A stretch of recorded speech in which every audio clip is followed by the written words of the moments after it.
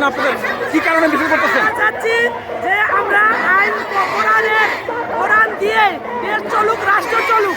আমরা চাই না যে এই মানুষের তৈরি বিধান মানতে। আমরা কোরআন দিয়ে দেশ পরিচালনা করতে চাই, আল্লাহর বিধান দিয়ে দেশ পরিচালনা করতে চাই। আমরা চাই না মানুষের বিধান দিয়ে দেশ পরিচালনা করতে। আমরা চাই কোরআনের বিধান। সব সমস্যার সমাধান, সব সমস্যা